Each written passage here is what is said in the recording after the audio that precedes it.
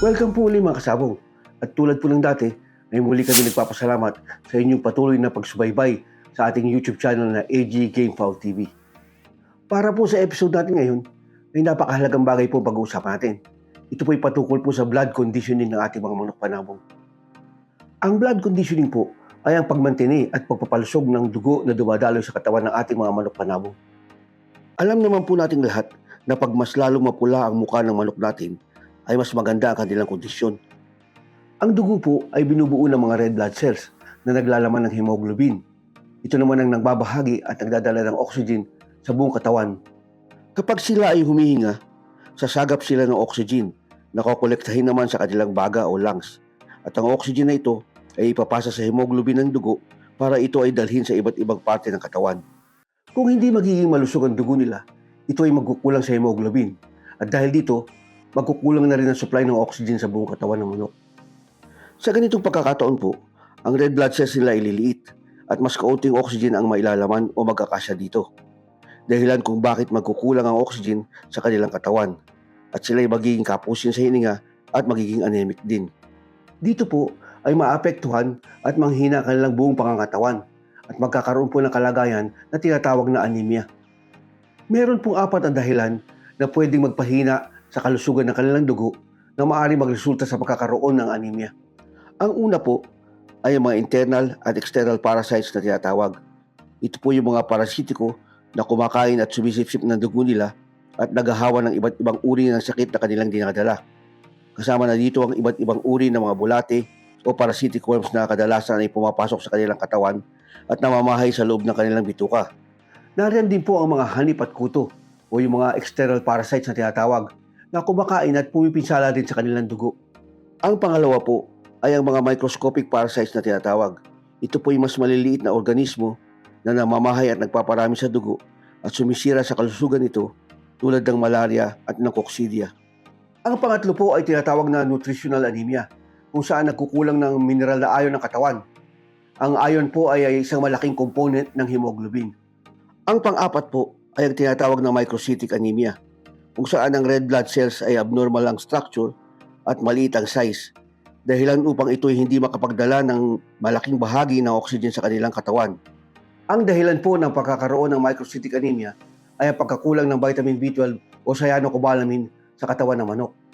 Ang vitamin B12 po ay napakahalaga sa blood production and rejuvenation. Nakukuha po ito sa pagkain nila ng mga animal products at wala pong nakukuhang B12 sa mga plant products.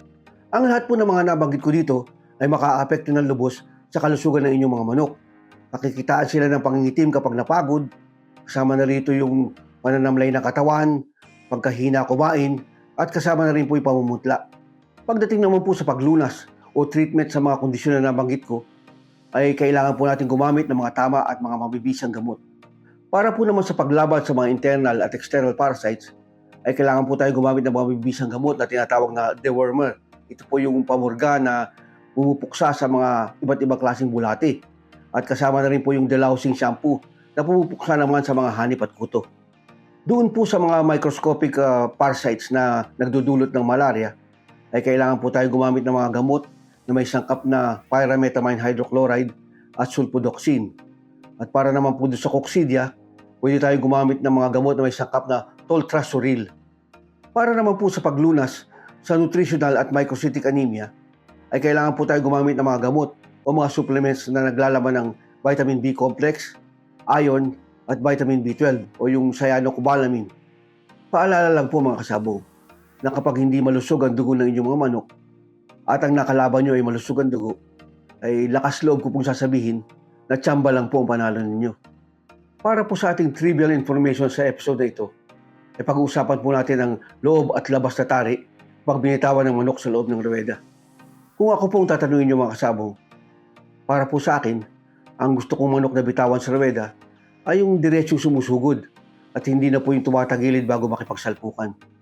Kapag ang inyong manok na binitawan sa loob ng ruweda ay hindi sumugod ng diretso at tumagilid o pumihit ng pakanan, ang tali po ng inyong manok ay matatawag na nakaloob. At kapag ito'y pumihit ng pakaliwa, ang tali po ay nakalabas. Sa nabanggit ko pong sitwasyon, ay kinukonsidera natin na ang tali ay nakakabit sa kaliwang paa ng manok. Kapag ang inyong manok na binitawan sa loob ng ruweda ay pumihit o tumagilid pa kanan at nasa loob ang tali, at bigla itong sinugot at pinalo ng kalaban, kahit pa ito nakasabay, ay hindi makakasugat po ang inyong manok. Sigurado po mauunahan kayo. Dahil yung kaliwang paa niya, ito po yung magiging pivot leg. Ito po yung gagamitin niya para pumihit paharap sa kalaban. At ang ipapalo niya, yung pong kanan na walang tari. Ibig sabihin po, yung paa na may tari ay maiiwanan po sa lupa. Kung mangyari po ito sa inyo, ay magdasal na lang po tayo na lumagpas o hindi tumama ng grabe ang unang palo ng kalaban. Kung ang manok na binitawan niyo naman po ay pumihit o tumagilid paharap sa kaliwa, ang tari po niya ay nasa labas. At kabaligtaran po nung nasabi ko kanina, ito pong manok na nakalabas ang tari, pag sinugod ng kalaban at bigla itong umangat o pumalo ng sabayan, ay maaari itong makasugat dahil ang paang nasa labas na may tari ay libre at ang gagamitin niyang pamihit harap sa kalaban ay yung kanan na paa. Sa mga labanan po, kung saan pinapayagan ng sultador o yung nagbibitaw na manok na tumayo sa ruweda, kung makakagawa po kayo ng paraan na bugawin ng inyong manok at paharapin sa kalaban ng diretsyo, ay gawin niyo po.